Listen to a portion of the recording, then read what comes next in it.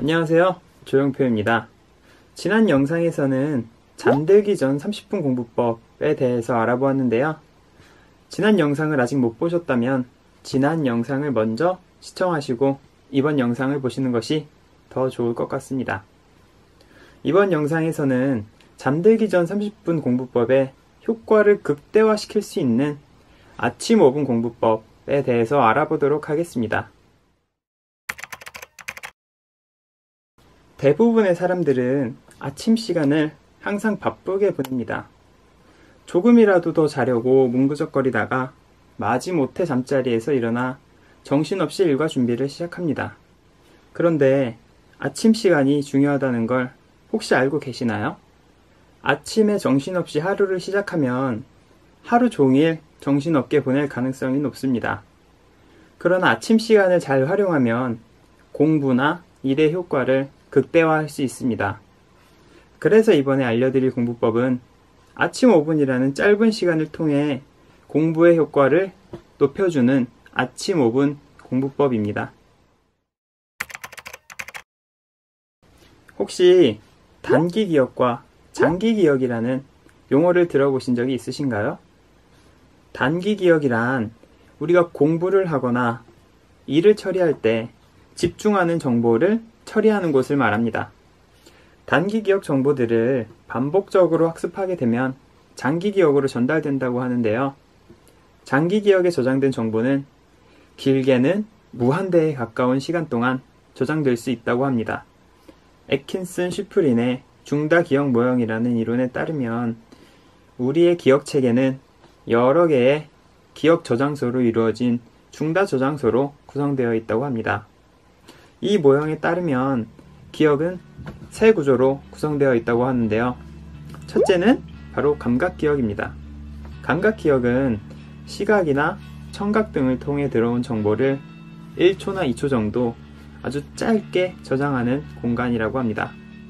감각기억으로 들어온 정보 중에 집중해서 본 정보는 단기 기억으로 전달된다고 합니다.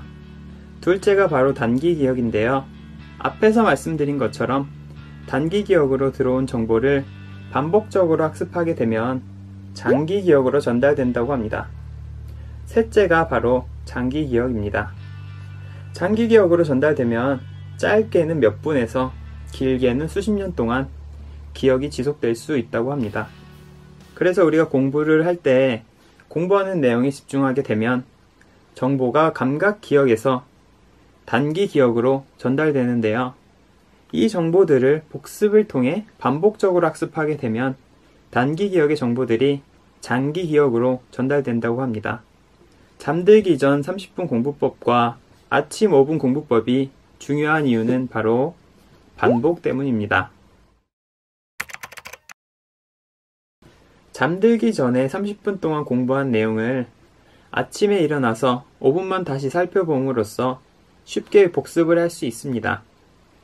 이렇게 전날 자기 전에 공부한 내용을 뇌에서 정리하고 아침에 일어나서 복습하는 과정을 통해 다시 상기시켜주게 되면 이 내용들은 장기 기억으로 저장될 가능성이 높아지게 됩니다. 아침 5분 공부법은 간단하고 시간도 많이 필요하지 않기 때문에 누구나 활용할 수 있습니다. 아침 5분 공부법을 마지막으로 간단히 정리하자면 전날 저녁에 공부한 내용을 아침에 5분 정도의 시간을 투자해 복습을 하시면 됩니다. 전날 공부한 범위의 목차를 다시 읽어본다거나 공부한 내용을 눈으로 가볍게 훑어보거나 암기했던 단어를 다시 외워보는 식으로 활용하시면 되겠습니다. 이렇게 아침 5분 공부법은 활용법이 다양한데요. 여러분께서 하시는 공부에 맞게 그리고 자신의 공부법에 맞게 적용하셔서 사용하신다면 짧은 시간으로도 큰 효과를 보실 수 있을 겁니다.